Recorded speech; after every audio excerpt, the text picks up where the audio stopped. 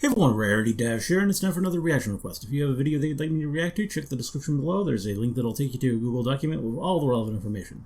So today we're going to be looking at another Flandrew video, and we've gone through all the Harry Potter games, and now we're kind of, I guess, going to be putting it all together and coming up with a ranking of everything we went through.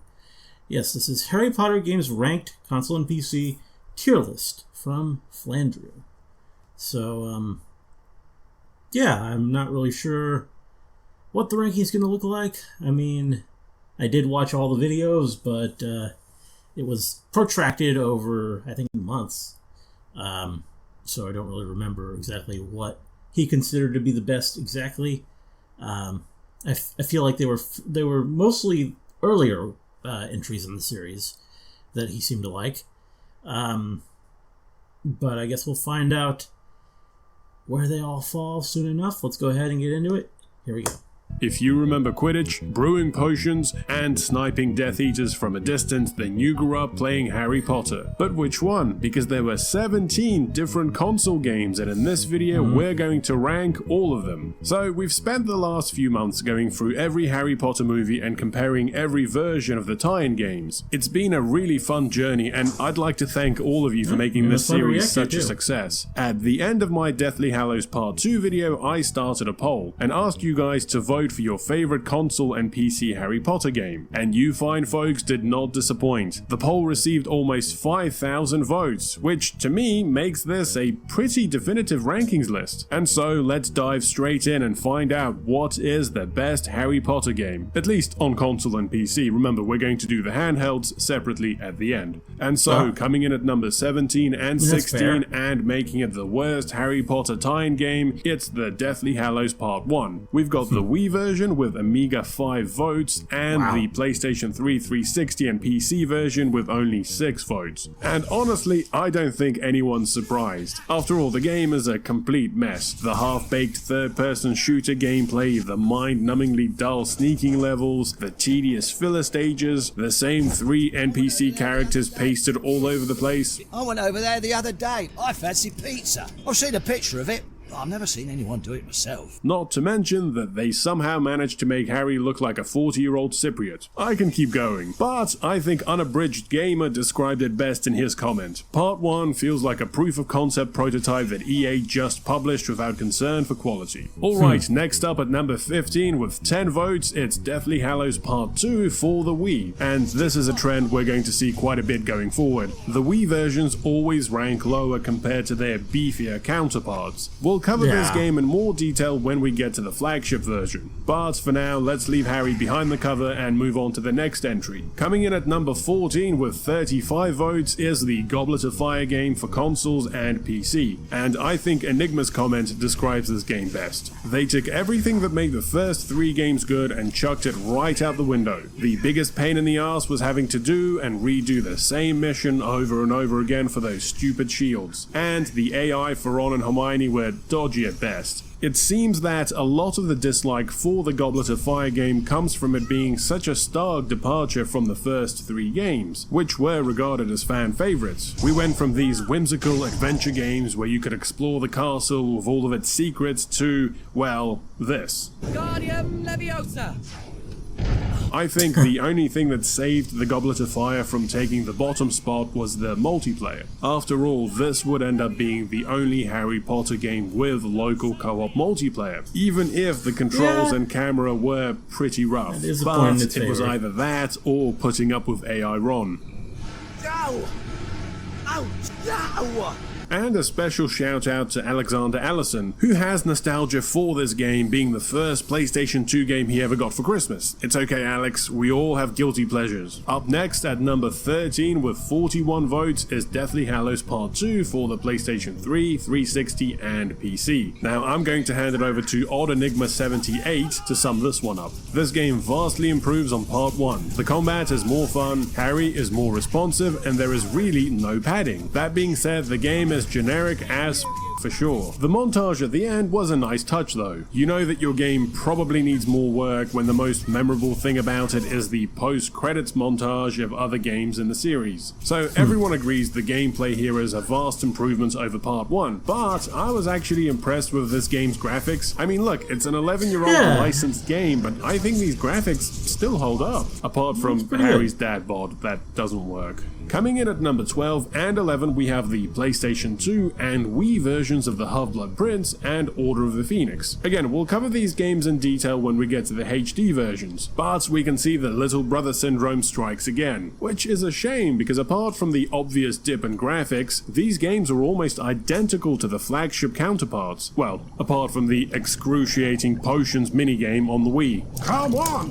Why won't you hit her? At number 10 with 126 votes we have the Philosopher's Stone for PlayStation 2, Xbox and GameCube. If you knew nothing about Harry Potter games and someone handed you this one to play, you'd think this was a great game. Good art style, full voice acting, killer soundtrack, and it's kind of a Zelda clone in the best kind of way. Look, you can even fly around Hogwarts on your broom. Why is this game not higher up on the list? Well, in this one instance, context really does matter. Yes, the Philosopher's Stone is a good game, but only because it's a copy of another good game, Chamber of Secrets. You see, the original Philosopher's Stone was released on PlayStation 1 and PC in 2001. Chamber of Secrets followed in 2002, this time also adding versions for the 6th generation consoles, but there was no new Harry Potter movie in 2003, and so EA decided to take Chamber of Secrets, rework a few of the dungeons, make a new endgame boss, and voila, you've got the Philosopher's Stone for PlayStation 2, Xbox, and GameCube. Okay, moving on, we are officially at the midpoint. And so, at number 9 with a respectful 173 votes, we have the Chamber of Secrets for the PlayStation 1. Now, this game always felt like the dark horse of the series. The first game sold great on PlayStation 1 and was beloved by the fans. And as I just mentioned, by the time we got to the Chamber of Secrets, EA were focusing more on releasing games for the newer consoles. But that still left the old PlayStation 1, which by 2002 had sold over 90 million units. Plus, the first game already did most of the heavy lifting by building the castle and all the characters, and so they released a version for the PlayStation 1. And just like the previous entry in this list, this game is a masterclass in recycling content. I'd say about 60% has been reused from the Philosopher's Stone, and I'm not just talking about the castle and the characters. It makes sense that you would reuse those assets. No, they went a step further, reusing existing animations, walk cycles,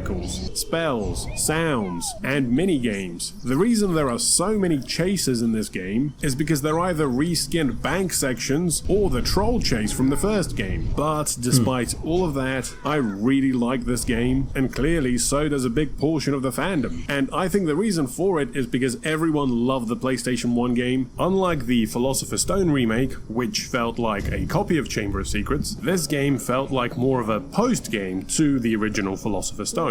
That, and it had these card-carrying cupids, who looked like tiny, topless Dumbledores with wings. Oh, you, Harry Potter, stay there. I've got a musical message to deliver to you. I think it's really interesting how the two games that were assembled from existing assets from previous games are ranked right next to each other on this list. Okay, moving on. And coming in at number 8 and 7, we have the Half-Blood Prince and Order of the Phoenix for the PlayStation 3, 360, and PC. Once again, we can see a parity with the Wii and PlayStation 2 versions of these games, and it only makes sense that these two games would be grouped together. After all, Half-Blood Prince built on the Order of the Phoenix. Now, after the disappointing Goblet of Fire, EA decided to go back to the open-world exploration formula. The newly released high-definition consoles of the time allowed the developers to create a Hogwarts that was a lot more faithful to the movies, which they certainly did. The problem is, they forgot to populate it with actual things to do. Apart from,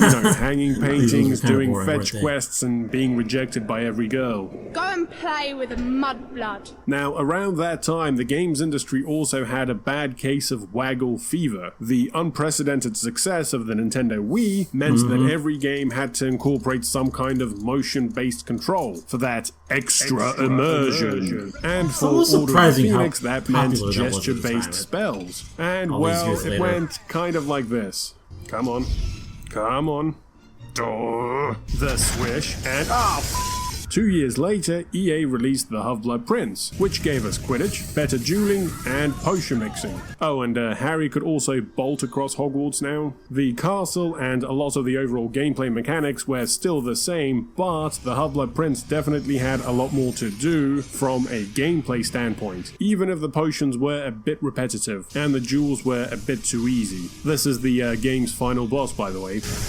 You can actually see the seeds of the third-person shooter mechanics being planted in this game. Now, these new elements did come at a cost. A lot of the exploration from the Order of the Phoenix was removed. The students around the school were mostly silent, and several of the sections were inaccessible. Now, what's really interesting is that Order of the Phoenix got more votes than Half-Blood Prince across both the Wii and the flagship versions. It seems that, despite all the new gameplay elements, fans still preferred Order of the Phoenix's open exploration. Gordon wrote, "I love how the game wasn't overly hard and made you feel immersed as a student at Hogwarts. The exploration was one of my favorite aspects of the game." Okay, moving on, tied at number 5. With an even 320 votes, we have the Philosopher's Stone for PlayStation 1 and PC. And it makes perfect sense that both these games would be tied. Both are very different, but equally beloved by the fandom for launching the series. The PlayStation 1 version is just filled with great moments like Savage Malfoy. Go home to your mother, Potter. Oh, sorry, you don't have one, do you? The talking paintings. I can't remember the last time I opened up. I'm a bit rusty, you see. I'm not sure I still can. The lesson mini-games. Not good. Keep trying. Oh dear. The vomit-inducing cards section at Gringotts. Harry's sick tunes on the flute. And, of course, the legend himself, PS1 Hagrid. Now, the PC version was a great adventure game. The castle is filled with all sorts of secret areas and unlockable content, and this version seems to have been a gateway to other adventure games for a lot of the fans. I think Aaron describes it best in his comment. Philosopher's Stone for the PC had some real cozy vibes. That constant sound effect of a warm fireplace and or big candles burning in the background was very comforting. It also felt very faithful to the spirit of the books. Okay, at number 4 with 480 votes, we have The Prisoner of Azkaban for PC. The final game in No Wonder's PC trilogy, Prisoner of Azkaban continued with its formula of open-world dungeon exploration with a selection of fun spells. The main difference this time around was the ability to play as all 3 of the main characters. This is a great game for younger players, even if some of the character animations are a little stiff. Plus, it does have Harry skating along ice slides at high speed into the abyss.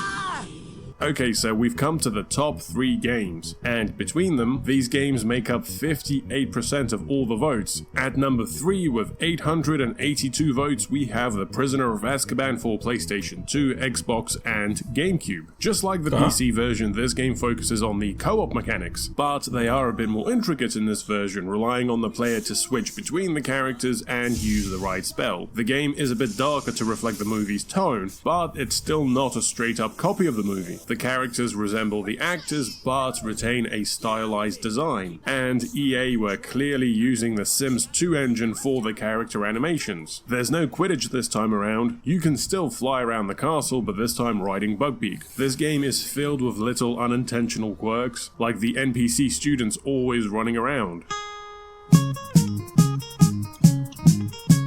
Or how about Hagrid's lightning-fast reflexes? And of course Ron's inability to read the room. Hermione, can you squeeze through there? Moving on, in second place with 977 votes, we have the Chamber of Secrets for the PlayStation 2, Xbox, and GameCube. Sure, you could attribute this game being ranked so high to nostalgia, but I think it's a really good game in its own right. Yes, it borrows a lot of elements from Zelda, but as we saw with the Deathly Hallows game, borrowing established gameplay is not a surefire recipe for success. Chamber of Secrets is a culmination of several elements. The stylized graphics really brought the world to life. It had an immersive soundtrack from Jeremy Soule, who would go on to score the Elder Scroll games. Hogwarts is a vibrant place with plenty of nooks and crannies to explore. There's a bunch of fully voiced cutscenes, along with mini-games, side quests, and a load of extra stuff to collect. It also has a really solid Quidditch game and a bunch of cool spells to learn. For most fans, this seems to be as complete a Harry Potter game as we ever got. No wonder it takes the second place. So, which game takes the first place? What is the best Harry Potter game ever made? Well, with 986 votes, we have Harry Potter and the Chamber of Secrets for PC. Okay. Now, as you can see, the first and second place were very close, Chamber with of only Secrets. 9 votes between them. Definitely so we almost have a repeat of the Philosopher's Stone winner game. here. Both PC and 6th generation console are very different, but equally beloved by the fans. The PC version of Chamber of Secrets takes everything that made the first game great and builds on it. More secrets, more wizard cards, more spells, a better dueling system, a faster paced Quidditch game where you can kick the other team's seeker, and of course the Bean bonus route. Plus, this game also benefits from Jeremy Soule's amazing soundtrack.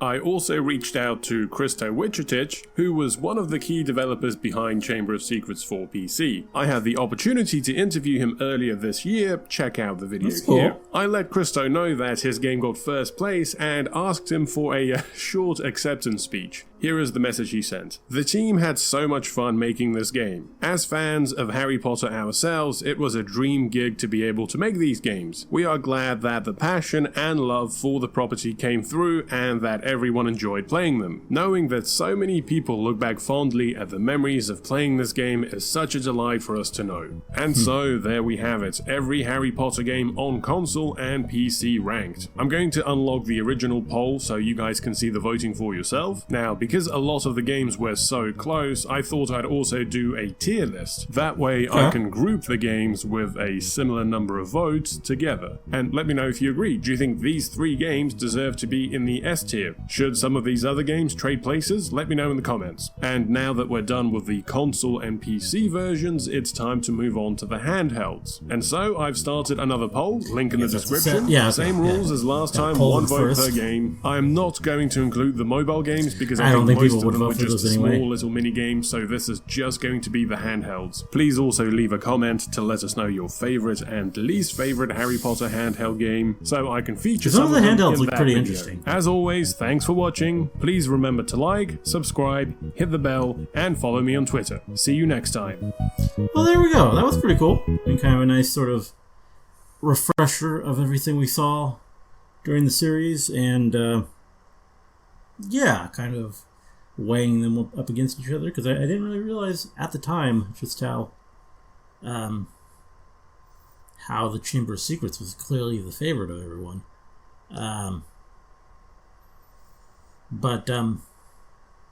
Yeah, it's definitely interesting. I mean, I've never played any of these games, so I don't really have a lot of perspective.